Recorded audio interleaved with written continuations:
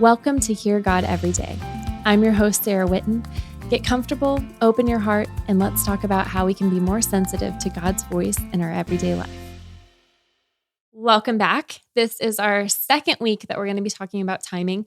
So each week, my assignment, my calling from the Lord in even asking me to do this is to receive something from Him that is going to help us both in our journey of hearing Him more clearly, with more accuracy, on a deeper level, and really dissecting and getting to the root of those little things that get in the way of our hearts hearing from Him clearly, as well as talking about what are tools, what is wisdom when it comes to hearing God's heart.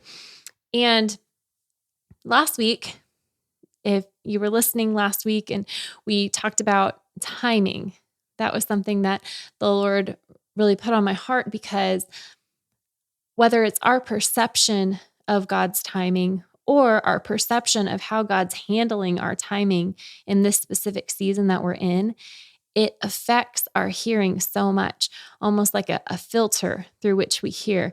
And so getting in line with timing, with what we're hearing from the Lord, is so important. And oftentimes when God gives me a topic, He gives me guideposts, things that, little points and nuggets of just gold wisdom from Him that I could never think of on my own, that He wants me to touch on throughout the podcast. But as I'm speaking or as I'm writing, all of this other stuff that I probably couldn't even recall or regurgitate at the end of it, if you ask me what I just said, just flows from the Holy Spirit. And as I was getting into last week on timing, I realized very quickly God was going to have this be a two-parter. So if you're just joining us now, by the end of this show, what you're going to be able to take away is how to navigate and understand those seasons that we all go through where we feel like God is taking too long. Those seasons of waiting, those seasons of patience. See, I didn't title this episode Patience because nobody wants to listen to that. We all hate that word patience. And by the end of this episode, what God has for both of us is going to help us not only understand how to navigate those seasons better, but give us some active tools for not just bearing and getting through them, but also some pieces on how we can be excited about what the Lord is doing during those times. And if you haven't listened to last week's episode, I strongly encourage you to, because the second half of today, we're going to be talking about some solutions and activations and little prayer pointers that apply to both seasons of waiting, which we're talking about today, and seasons when you feel like, oh my goodness, God is moving too fast. I feel thrown into this. What is happening? And you're just hanging on to life. You feel like you're on a wild ride. That was last week what we talked about. But we are going to talk a little bit this week about solutions and wisdom that pertain to both of them. So if you haven't listened to that week, go ahead and do that after this episode. I think it'll really bless you. And while you're listening this time, my challenge to you is to be thinking about, what kind of season am I in with timing? Am I in a season where I feel like God is moving so fast I can barely keep up? Am I in a season of waiting and feeling like God is taking so long? Is it both? Sometimes we can be in both seasons with different things. But what kind of season am I in? Because depending on what season you're in, it's going to help you when we get to that engagement piece. So, talking about timing. When God doesn't move fast enough, When I was first going to kind of take notes on what he put on my heart for this, I thought about how the bigger and more complex something is, the more time it takes to bring together.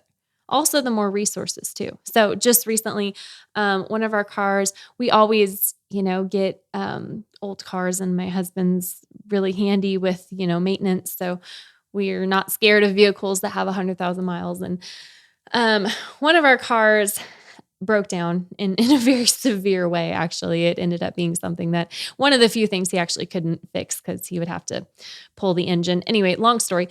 But as we were getting quotes and praying, walking through this, do we fix it? Do we, wait? Do we look for something different? What do we do? The way that this car broke down and the location of the break was such that it would essentially take disassembling the entire front end of the car and then reassembling it back together, which is a lot of time. And a lot of time means a lot of money, when it comes to mechanics and things like that. And when there are a lot of parts, when God is building something that has great complexity, it takes time. And I think of, in the same way, when you're building a house, when you're building a building, when you're building something that is massive, it takes more time than when you're building something that's small. And the analogy that the Lord kind of put on my heart with this is, we read in his word that God's not slow to keeping his promise the way we understand slowness. And, God reminded me of a little kid. So, I think of our son and how if we were building something simple for him, if we were putting together a kite or something of that nature, it's not very complex, doesn't take a lot of resources. We could whip that together for him in 10 minutes, and he's off to go play. And that's great for his timeline. His patience is not that built up yet. So for him, 10 minutes is great. But let's say he wanted a go-kart built for him. Building a go-kart has quite a few more pieces and is a big endeavor. You can't build a go-kart in 10 minutes. And sometimes in our understanding of what God is doing in our lives, we think we're asking for the kite. And we're thinking, why is this taking so long? Why is God not answering me? When in reality, God is building a go-kart. He's active the entire time. He's bringing things together that we wouldn't even know about, that we wouldn't even understand. But there's a complexity and an intensity and resources and time involved in what he's building in our lives. And so through that understanding, when you have a little bit of a wait, it's almost an exciting thing because what God's building is bigger than what I first thought. He's doing something a little more than what I first thought.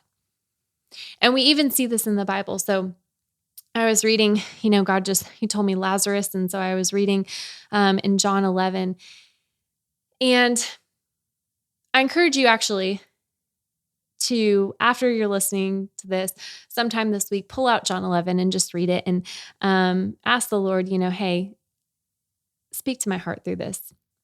Point some things out in this. And so as we're reading, obviously Lazarus gets sick, and literally verse 4, very beginning of the chapter, it says, when Jesus heard this, he said, "This sickness is not meant for death, but is for the glory of God, so the Son of God may be glorified by it." Verse 4, like really, as soon as the sisters sent word to him, that's his answer. The sickness is not meant for death, but it's for the glory of God. He's given them that word. Their timing, their assumption of what he's going to do and when is different than what God has planned. So anyway, Jesus stays 2 days longer in the place where he was. Has anyone been in that place where you've sent word to God and then he stays 2 days longer? Whether your 2 days is, 7 years or a week or whatever it is. And you're thinking, okay, God, when are you going to show up? So he's staying and he's waiting. And, he finally, the time comes and he makes his way over to Bethany. And so at first, when he gets there, the sisters come out, Martha and Mary, and, Martha's obviously upset. You could tell her timing was off because she's saying, "Lord, if you had been here, my brother would not have died." Because she heard the word. They had sent a message. They got message back.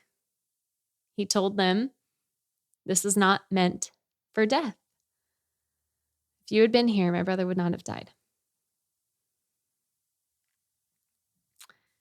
And then he tells her again, very plain, your brother will rise from the dead.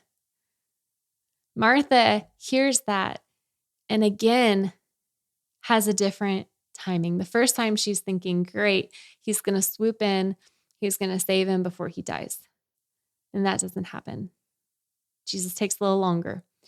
Then she's thinking, well, we see how that first time turned out. So he's clearly talking about the end of it all, resurrection of the dead. That's when he'll rise from the dead. And you can almost feel her heart sinking of her replaying those words in her mind. This was not meant for death, but for the glory of God, and thinking, oh, it wasn't meant for death. Maybe it wasn't meant for death, but that is the end. Or maybe this resurrection, this life that he's talking about, that's for a long, long time from now.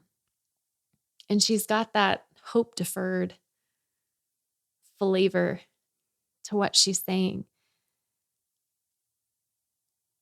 So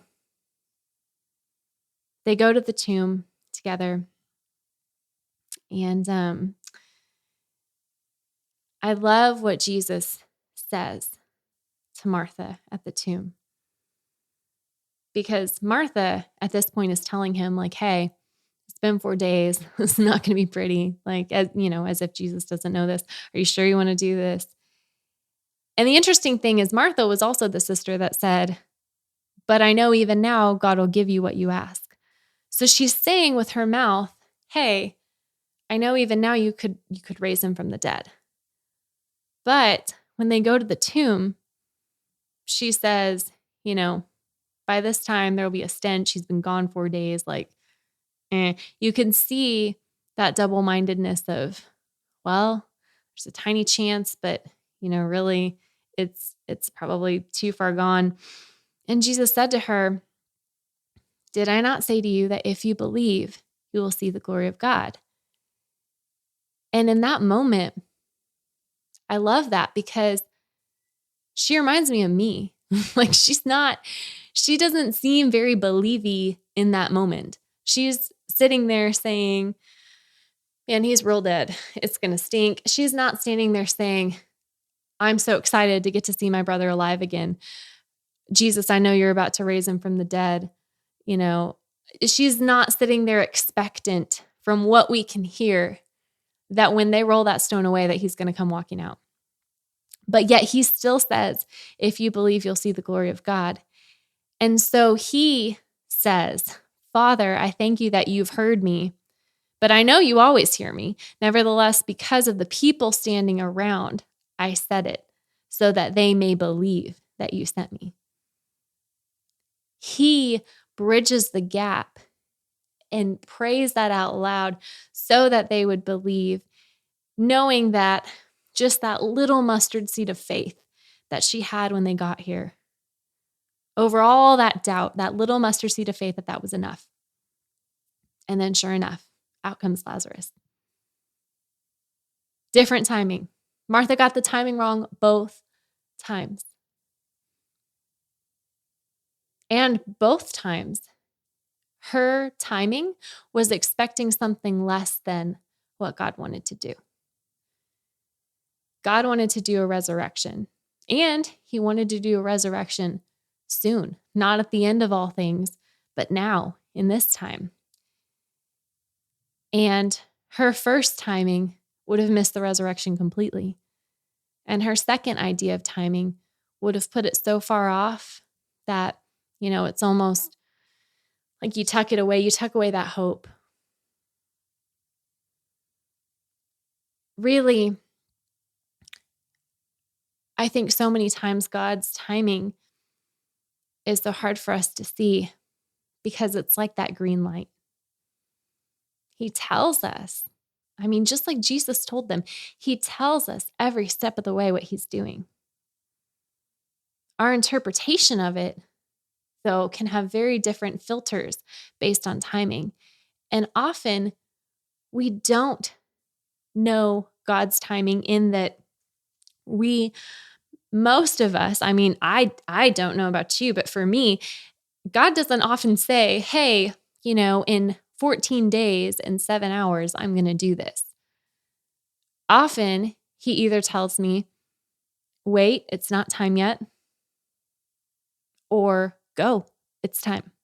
It's like that red light, green light thing. And, if you're like me, you're sitting at the stoplight. If you're really in a hurry, you're checking out the light for opposing traffic, seeing when that turns red, knowing that more than likely your green is coming next. And so you're trying to kind of gauge your timing by watching their light. And spiritually, it doesn't work that way. Spiritually, you can't look around at other people's lights or at what is happening around you to see that green light coming. Usually when the timing comes, the timing comes. Our challenge, our place for growth is, what do we do while we're waiting for that green light? We know the game plan of the enemy is to get us to give up before it comes. If Martha had seen her brother die and said, nope, you can't do it, I'm giving up, I'm not even going to come see, that's what the enemy would want. Or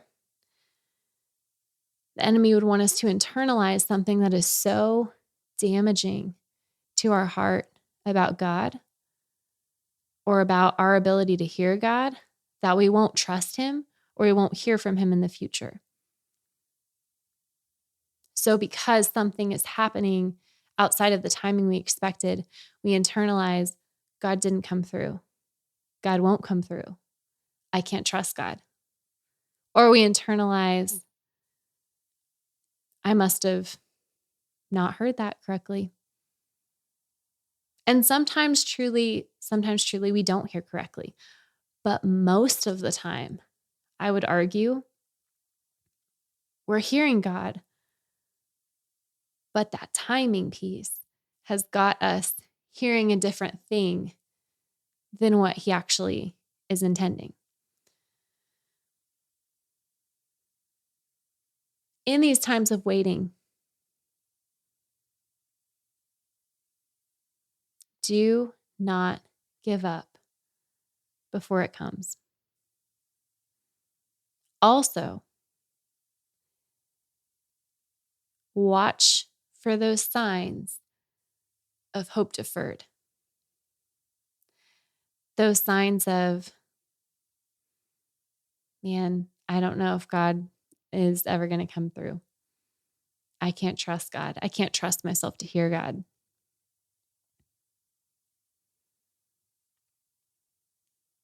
Because 2 Peter 3:9 tells us the Lord isn't really being slow about his promise, as some people think. No, he's being patient for your sake. You know, it's a cool thing to think about God being patient. Oftentimes we think about us having to be patient. And that patience is just effortless to the Lord. It's just what he is. He is patient. He is kind. But I believe that God's patience does require his effort in holding back, his effort in working things together. And it's for your sake. For your sake. I think about,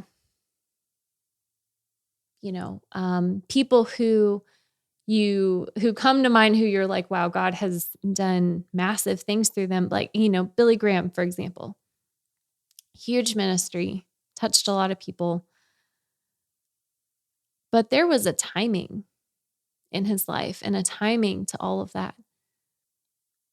Billy Graham was still Billy Graham his whole life. But had he stepped into some of those things too soon,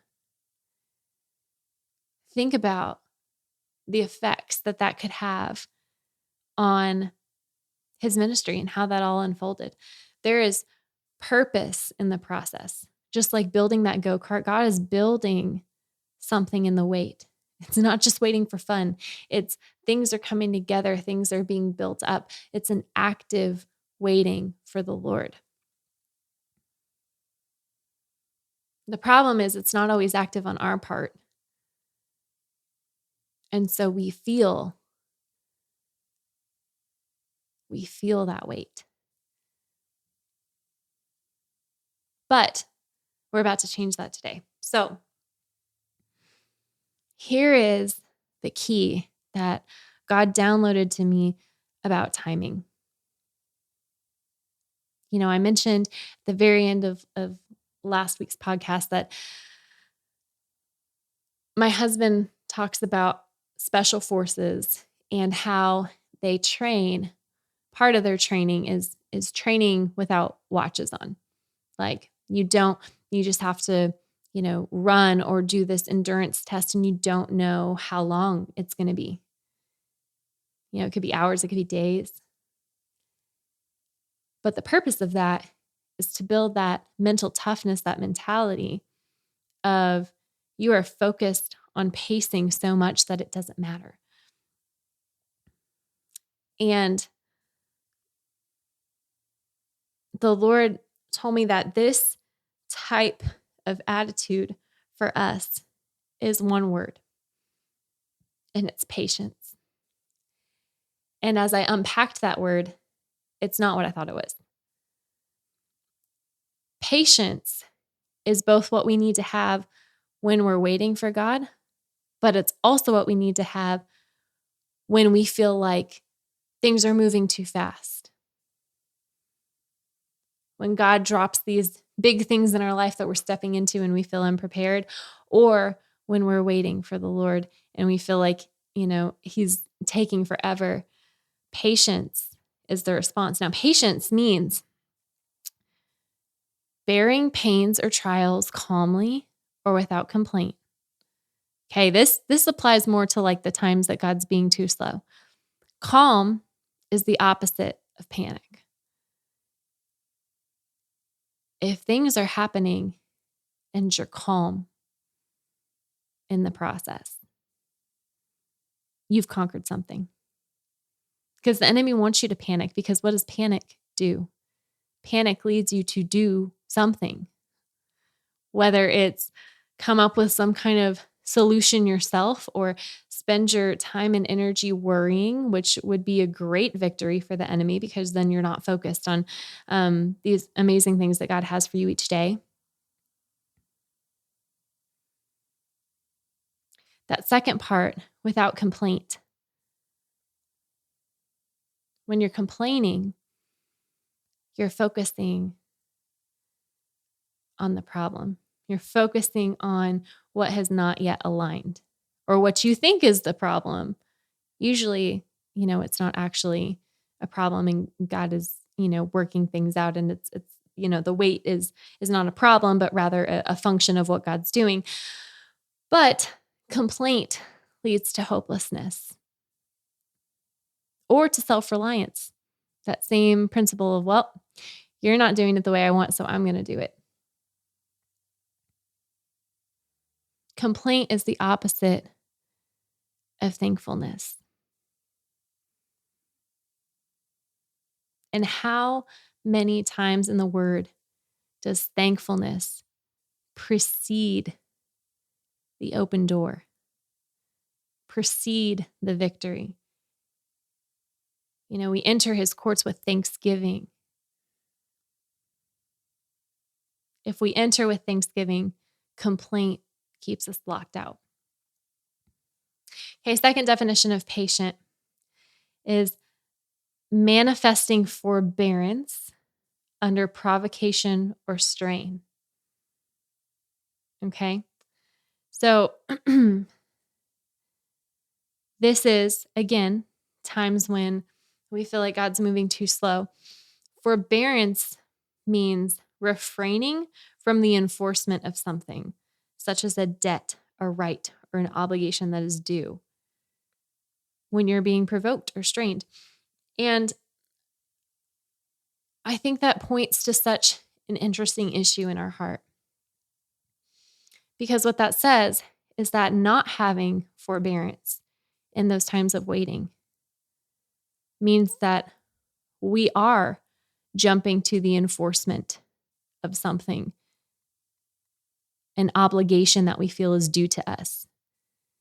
And if we are trying to enforce something that we feel is due to us, that means we don't believe that there is an enforcer that is going to be doing it for us.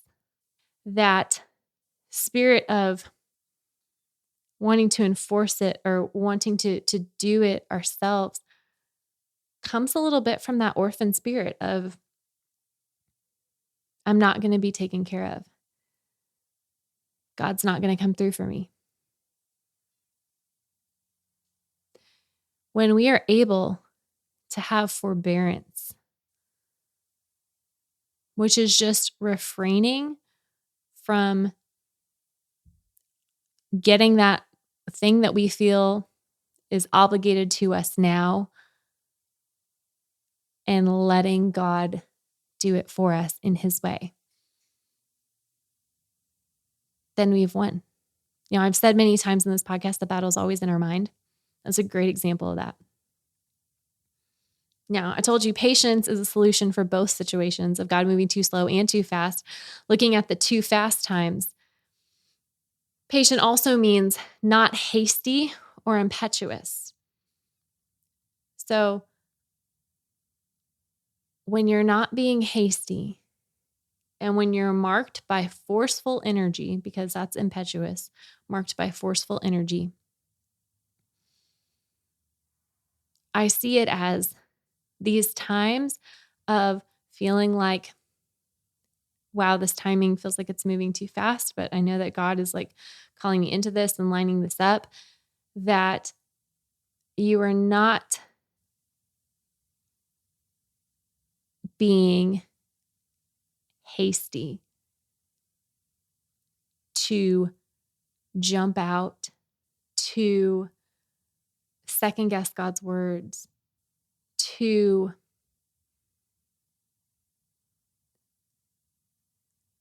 exert that energy that we want to kind of control the situation. We're being patient to withstand the process that we may feel like we're not ready for.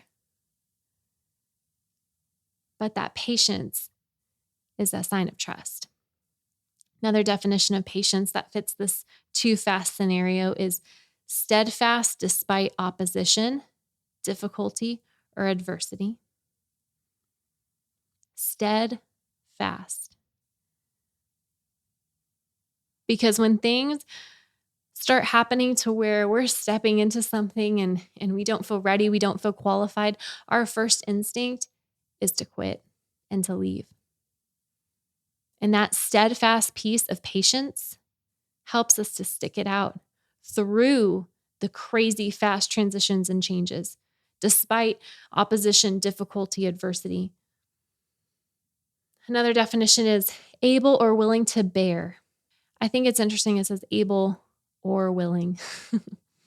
I know there's been times where, I've stepped into something that I knew full well the Lord was calling me to, and I wasn't necessarily willing at first, but He made me able.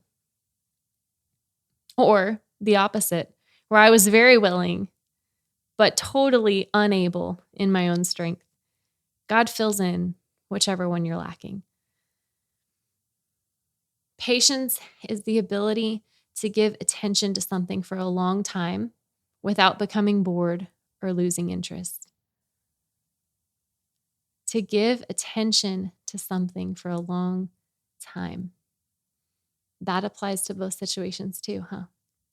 It's that fixed gaze that the word talks about. To be able to set our attention on what God's doing, but not force our timing on it. Not becoming bored with what God's doing because we misunderstand it, and not losing interest in what God's doing because we don't think it's going to be good. But having those Lazarus lenses of knowing, I know that your timing is actually going to be better than what I think, and not in that way of, oh, it'll be better, but I won't like it as much. But like truly it will be better done His way. I always love looking at words in the original language. And when I was looking at patience in Strong's Greek concordance, it means waiting sufficient time before expressing anger. This avoids the premature use of force or retribution that rises out of improper anger, a personal reaction. Wow.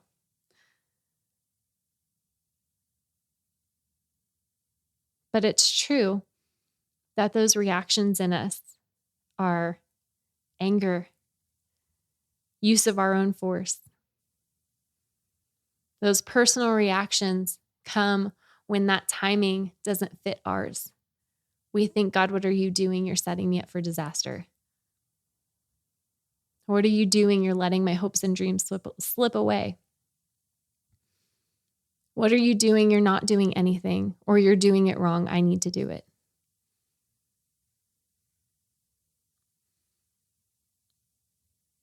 But patience says waiting sufficient time.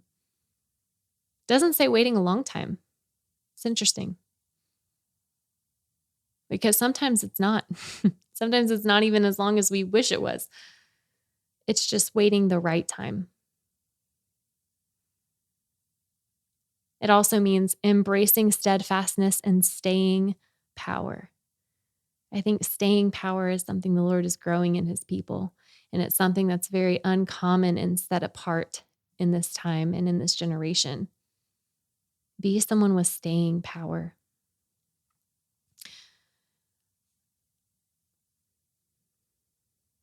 In all of this, the Lord told me, instead of knowing what our timing is, because often we won't get a specific time and date, we must know our strategy for timing.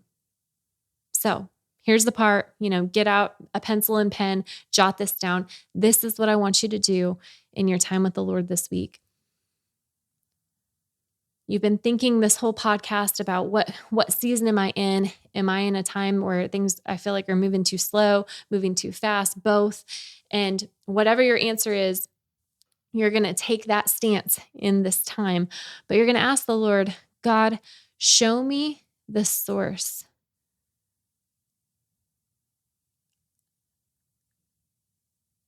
of my impatience or reluctance.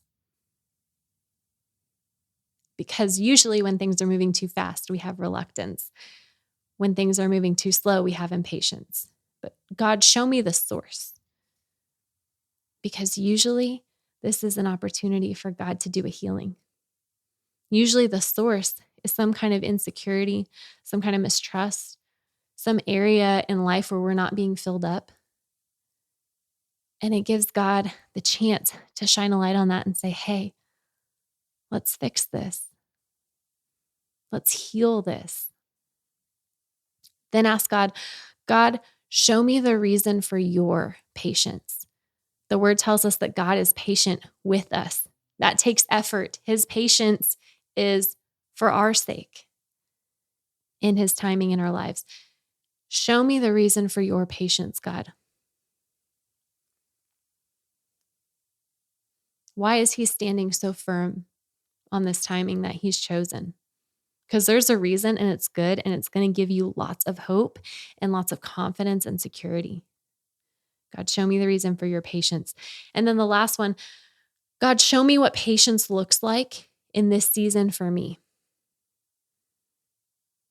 Maybe in this season, patience for you looks like just not quitting day to day as things are flying by like crazy and you feel so unqualified and you feel like you don't know what you're going to do. Maybe patience looks like not giving up, not quitting, staying firm. Maybe patience looks like taking that negative viewpoint on your wait, on this time that you feel like has been too long, and seeing instead God building a bigger thing, seeing instead God doing more than what you hoped for instead of less. But God, show me what patience looks like in this season for me. And guys, as you do this, please text me, email me. Links to do both are on the website, arrowsofzion.com. I love to hear what God is doing in your life. It encourages me in my own journey, and I love to pray with you through these things. So reach out. And this next week, we are going to be talking about how God speaks to us through our desires. So it's actually going to be a really fun topic. Maybe it feels even a little too fun, but how does God speak to us through our God-given desires? So you won't want to miss it next week.